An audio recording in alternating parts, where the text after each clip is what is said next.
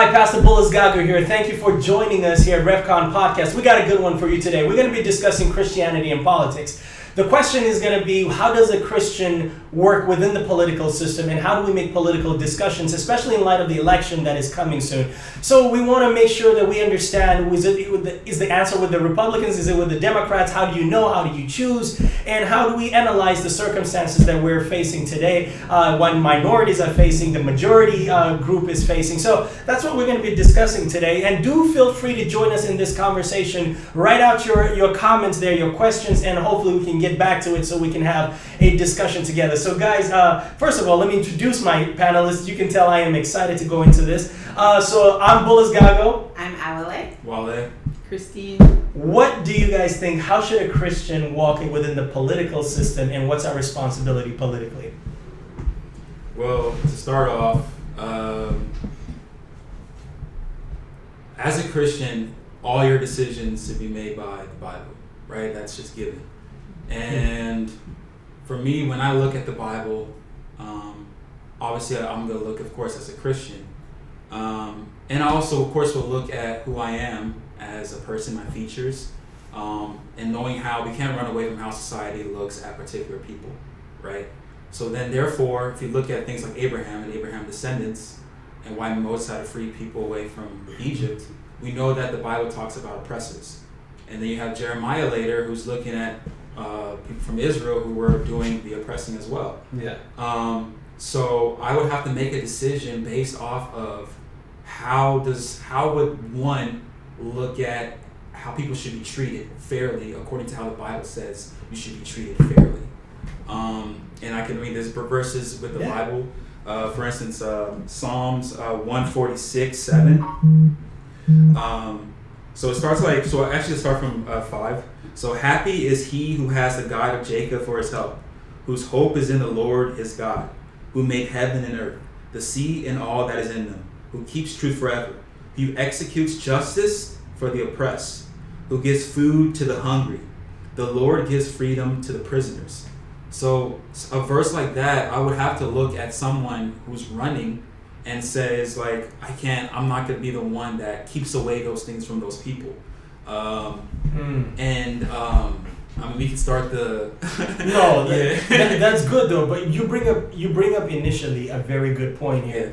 Yeah. And I've heard people, especially when they're trying to choose who to vote for and all of that, especially if we want to see if oppression is your first guideline and all of that. Right. So then that brings me to the question first here is that, what is first? Is my Christianity the guide, or is my race the guide? Am I a black Christian, or am I a Christian that is black? Right.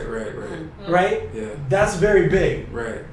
Because if the difference is, if I am Christian and I am black, then Galatians becomes what I live by, right? There's no more Jew, no Greek, no male, no female, right? Now that verse did not say that our diversity goes away. Right.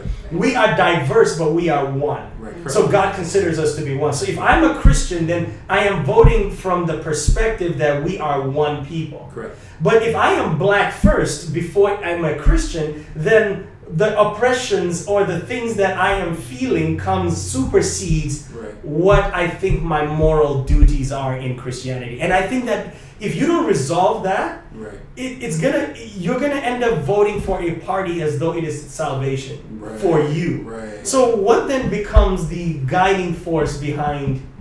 So if I understand you correctly, and what Wale said also, so we're saying that first of all, the basis of who we choose to be our leader or our decision should be based on what God says about it. Well, that's if you're a Christian first. So that's if you're a Christian. Black. Oh, because if you're being black first, then you're going to look at who would patronize my color, or who would, be right to me first before what God So is it, Because let's talk about Egypt, right? Pharaoh and Moses, right? Let's talk about those two characters. So if I'm Moses, right? Or if I'm not even Moses, if I'm a Hebrew during that time and I'm looking at Moses saying, let us, like he said, let's leave, like let's go. God told me we should go. But we have to be careful from a Christian perspective that if I'm supposed to endure in suffering, why some people have that mentality that like Moses, we should stay here. That we're supposed to like just suffer and God will deliver us. And so if I'm going to talk about me, I have to be honest because I also want to be careful too here because, and for instance, a lot of people might think like, oh, that's a like communist type of ideology where feed everyone. No, I'm not saying that. Right. I'm still saying this has to be a type of system. Right. And we can talk about that later about systematic, issues. But I want to bring that up to you guys. Like, how does someone, if you're that Hebrew, what are you gonna? Because Christ says, or even for Paul too, for instance, when Philippians, when he was just enduring in his when he was in, I think, captivated, and or Peter as well, they could just stay within prison. But there's those obviously that prayed for him and said, for his freedom. Or are you like Moses, because God told him we should go and make a move to go? I feel sometimes we get really comfortable with the bondage or with the surrounding restrictions that it becomes our way of living, and then when you tell that person to get up and do something else, it becomes so tough because this is all I've known, this is all my mom knew, my dad wasn't there, so how can I be a better dad to my kid now? So it's kind of like stuff that has happened throughout will affect us. So even when we're now saying, okay, this is a way to go, it's going to be hard for people to decide. They're going to make decisions based on their life experiences, based on everything that they are, even based on society, how society looked at them and how they had to react to society. All their decisions are going to flow from there. So it's going to be hard for somebody seeing that, okay, hey, let's get up and take, that are not used to taking stuff into their hand. Moses had more, will I say, what's the word? He had more boldness because let's not forget Moses was living in Pharaoh's house. He had some kind of familiar knowledge of Pharaoh, whereas the Hebrews, they lived all the way on the other side. They didn't even know the kind of pleasure and fancy things that Moses knew. So Moses even coming to talk, and Moses was still sort of scared of Pharaoh. He wouldn't go in initially. So how much more people that were constantly oppressed by this guy? Man, you're dropping a lot right now though, because what you're saying, let's just take that today. Because I want us to get to because for instance, I'm not gonna run away. I am a black man. Right. Let's not get away that I know what I'm about to say. There's some black folks who will look at other black folks and say, "Get it together," right? But those black folks could have seen.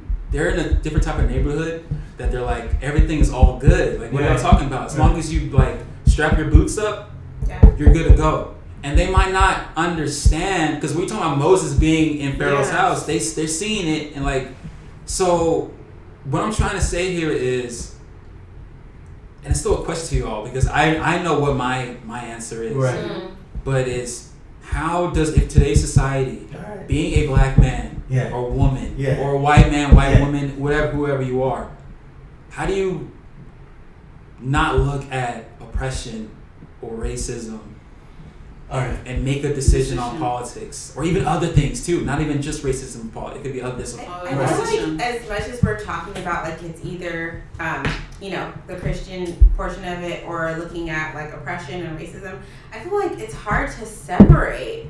It sounds like it's easy, but it's not. But it's not. And so I want to dig deeper a little bit into that. How do you even separate that? So this is what the whole Black liberation theology is all about, right? And liberation theology is all about. These are individuals that believe that Christ came into the suffering of humanity, right? We have Gustavo Gutierrez that actually believes that God has a predilection or a union with the poor of the earth, and that's just how his grace works, right? So God sympathizes with our weaknesses, he sympathizes with our injustice, right? So what God wants to do, especially with the cross, is deliver us. So the way they do what they put that is, I am a black Christian, right? And that has a context of its own, and my Christianity comes out of the fact that I am black and I am Christian. And so Christianity becomes a means of liberation, right? So my blackness is a great part of my Christianity. That's how Black liberation theology says it. And Anthony B. Pinn talks about that. There's a lot of authors that talk about that. No, but this is where the problem happens for me, right? Is the answer does Christianity, for the sake of my liberation, does my Christianity have to make a political decision between the Democrats and the Republicans? Because the problem I'm having is that if we say that I'm a Christian first before I am black, then we start looking for God's ordinances in the political party. Yeah. The one that will institute what God wants. Right. If I am black first, I'm going to look for the party that brings me the most of what I consider to be liberation. Now, the way we have it in America is the Republicans have presented themselves as though they're the ones to bring down the hands of God. They're on God's side.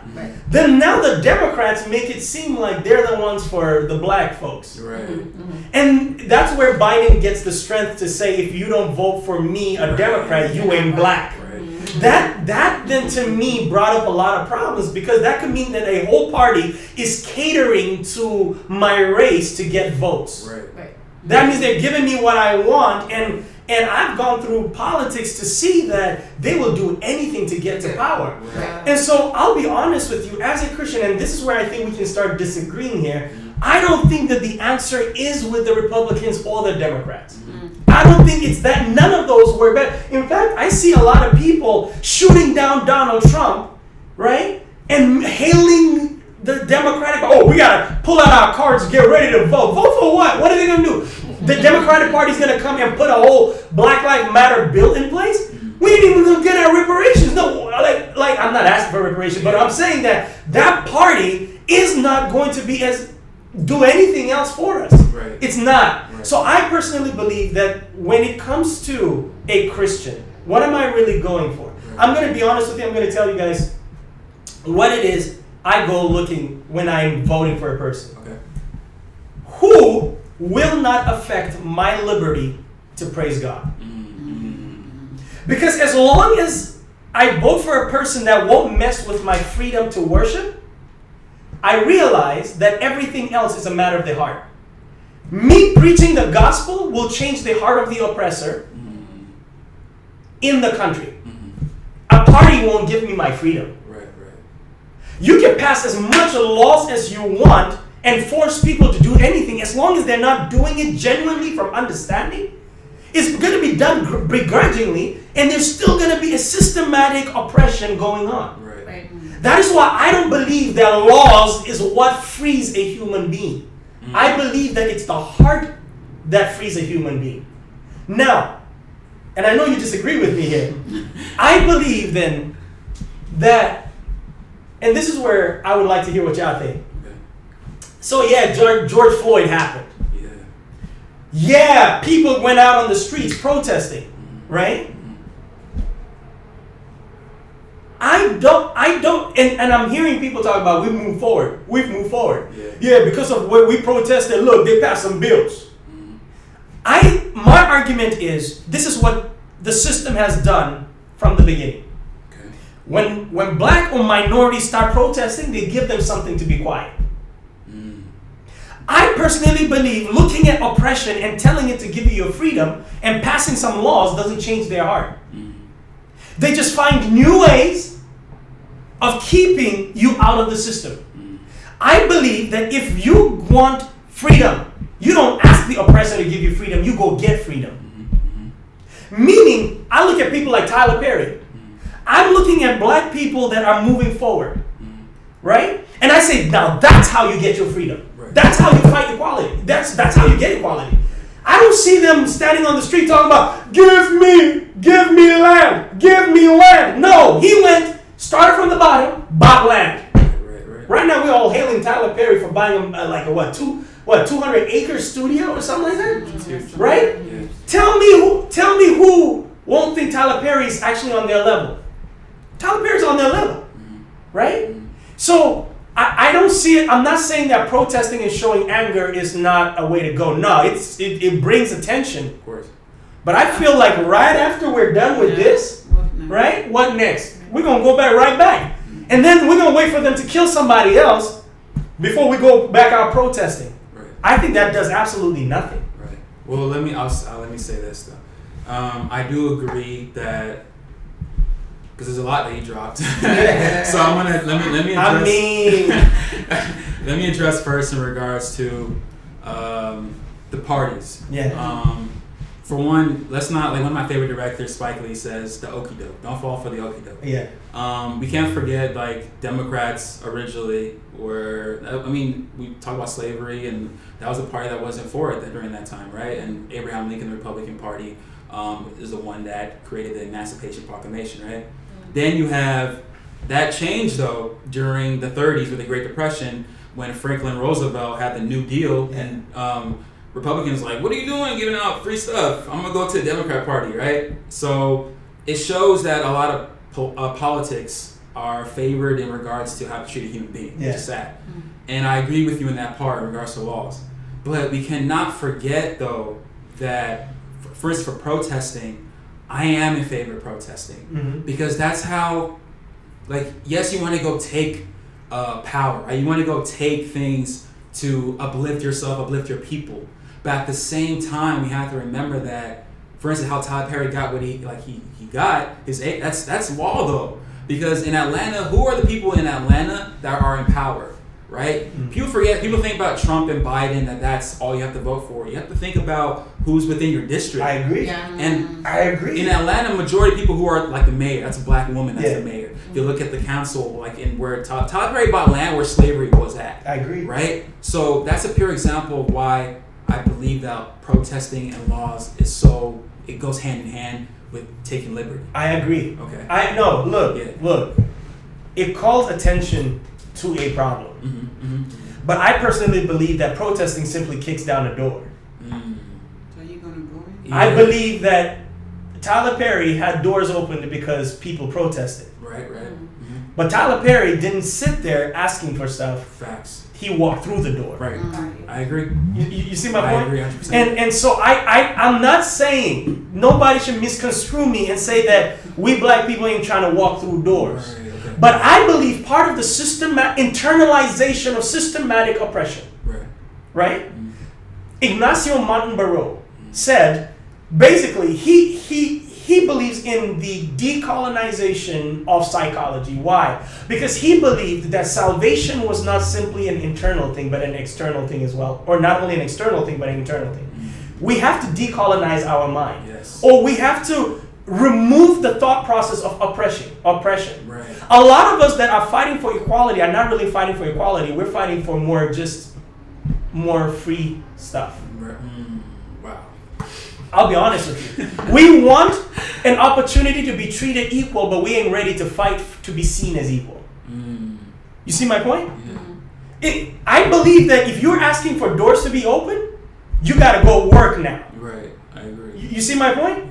You get an education, you go to work. Right? And part of the institutionalized way of thinking is because food stamps and all those free money was given, it caused some of us to become so dorsal that if we're not getting free stuff, we feel like we ain't being considered equal. You understand? We become dependent upon that. So when we're protesting, let's protest for doors to be open. But if they're being open and laws are being changed, rush at it. So we were having a discussion. You said that the protest moved us forward. I would say it moved us forward when I see us black people taking the opportunities of the new passed laws. That's what I believe. And honestly, this is where, in regards to voting and going to the polls, you have to understand that the power is also just within you too, as a Christian. People have to understand God made you in His own image. And He gave you a mind and wisdom to do things. Yeah. That you simply by saying hello to your neighbor can warm their heart. Yeah. And they look at the color of your skin and they're like, so these people they might be like this. You know? So that point was amazing. Yeah, I think you need to elaborate on that point. Say it a little bit more so they can hear it. Well, because I think civic engagement, regarding in your neighborhood, in your community, is so important. Like people think if I just go to the ballot and check mark something, I'm good, I'm done. Yeah. That's change gonna happen. But if you don't talk to your neighbor right next to you and say anything, and that's a different person, and they see you, they already have a perspective on who you are.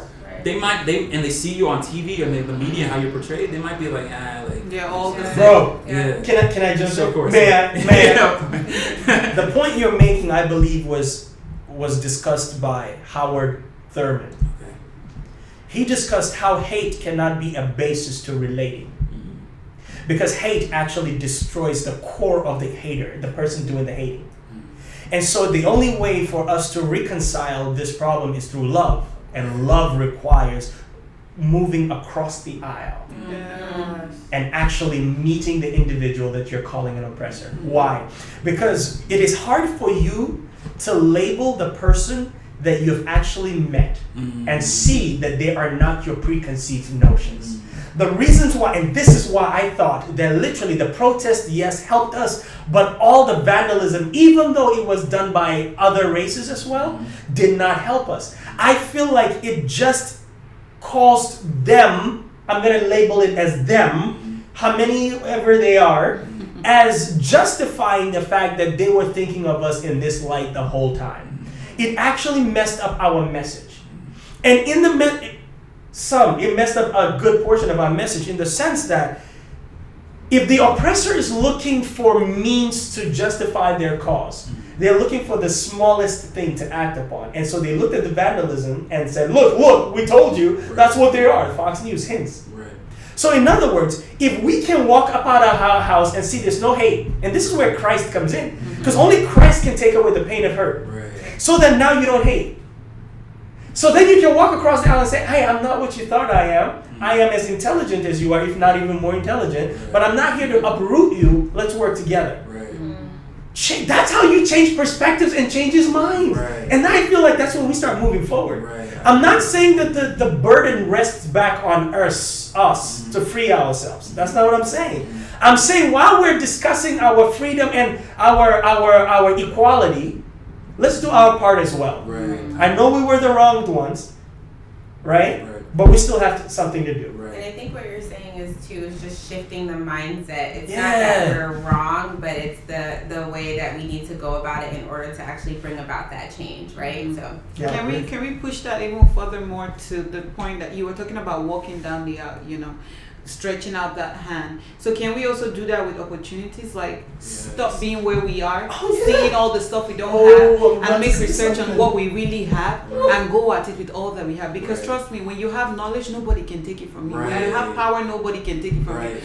Tyler Perry saw an opportunity and he took it, and look at what he's doing. So many other people are doing, but the thing is that we're few compared to the number of us that are just sitting and saying, well, I don't have that. What do you have? And what are you going to do with what you have? Do what you got. Hey, your dad wasn't there for you, but how are you going to make a difference in your new home? Right. How are you going to go out there and vote, not irrespective of what that person's color is like, what party is like, but what is this person standing for? What is this person going to do when it comes here? And then that's how you vote. So it's more like, as we're changing our mentality and how we relate to people, also change like how you're doing things. Yes. Go out there. See, when we have money, don't go buy clothes and shoes. Invest them. it. Because when you invest, nobody can take that money You see what I'm saying? you. You're your own empire yourself. There's a term But for that, right? wait. Let me expand on what you're saying, because you're dropping a lot. But we have to remember though, and this is where we might. I don't think we'll differ, but we have to understand. I agree. Go ahead. That you said knowledge. A lot of people don't have that knowledge though, and that's why when you're talking about other people like the aisle, you have to bring others with you to go across that aisle too. Yeah, right? Definitely. So for instance, there's this guy that I love. His name is Jeffrey Canada. I get it. And Jeffrey Canada created this thing called Harlem Children's Zone. Yes. And what he did was, so from when you're born up until you're done through college, they actually help you out. It's like a school, almost like it's not chartered, but it's almost like a charter school. And what he did was he seen like problems in Harlem, in the society there, that they're battling with different issues. If you're a teenager, teenage pregnancy, drugs, gang violence, and they had like stakeholders from different businesses, and they were saying, how do we address this? He's like, can you just choose one and we focus on that? He's like, no, you can't just pick one, because if I do teen pregnancy, then someone's facing problem with gang violence. If I do gang violence, maybe some of them don't know how to simply invest, right? So what they do is they teach all these kids how to do that, and the success rate is high, it's huge. So along what you were saying was like, if we're gonna like do those things, and some people might hear what you said and like, go ahead and do that. But if you have Bring that someone knowledge, else with bring you. that with you. I feel like also come back into your community and help those people that don't have that education. Because the thing is, people will go and they've made it and they're like, well, see, I've made it, and for some reason these people can't make it, and that's that, and they just stay where they are. No, you have to go back and give them that knowledge too, because a lot going of back is not just pumping money and giving free handouts. No, teaching. It's you gotta teach. We gotta teach. That's why I really like that. Like the whole scheme that he was talking about, the Harlem Children's Zone. That was really good. Yeah. Don't forget where you came from. Yes. Like I'm gonna say this. Okay. I worked as a biologist. Okay. I was the only black person in my classes, right? If there was another one, there's like 2 other people. Every job I got, almost every job I got, except for the first one, was one of the only black males in the sciences. I'm not saying that we're not gifted in the arts, music, sports. That's good. But as part of being good at something, we became stereotypically labeled as that's all we're good at. Right? As long as we're entertaining, we're fine. As long as we're the musicians, we're the basketball players, we're fine. But the minute we become the politicians, we become the Antichrist. The minute we become scientists, oh my God, look, a black person. Like, we need to be the ones going to space in droves. We need an all-black crew to Mars. No, because what you're saying about basketball, LeBron James, the one time Shut up he and spoke, dribble. exactly. Shut up and dribble. Right. Like, why'd you dare talk? Yeah, because you're coming out of your greatness. Right. Yeah. You're coming out of place. You're coming out of place. Yeah. If she would have added boy. That's all she needed to add. That's all she needed. So what I'm trying to say is, I want us, right, our black community, to stop looking at a party as our salvation. The Democratic Party ain't gonna save us. Neither is the Republican Party. I don't believe that it is simply laws that will give us what we're looking for. I believe that if we're protesting, then right after we've solved this problem, we need to go back out on the street again. Preemptive strike. We gotta go now. What's next? What's the next place? All right. If it's the job, get it. Right. If it's paid, get it. If whatever it is. And I believe that in doing things like the way Martin Luther King did it, right? He was preemptive. Every issue he brought it up, right? What ends up happening is that our job is to bring awareness to the hearts of people. Because that's how we're going to make changes. The heart of people. Let them meet us. Let them see us. Let them hear us. Let them know us. That's the way. It ain't laws that is going to change anything. Like, I'm just saying. I know that I believe that laws are the demonstration. They believe Andrew Fletcher said this. He said, let me write the songs of a nation, and I care not who writes its laws. Let me write the songs of a nation, and I care not who writes its laws. In other words, if I can change things within the people, the laws will reflect the people. So if we want laws to be passed quicker for our benefit, the nation needs to hear our song. They need to hear us. And if it's through our entertainers, we need to stop objectifying our women. We need to start singing for our salvation, our deliverance. And so that means we ourselves need to get saved, to start projecting saved material so that the laws will reflect our salvation.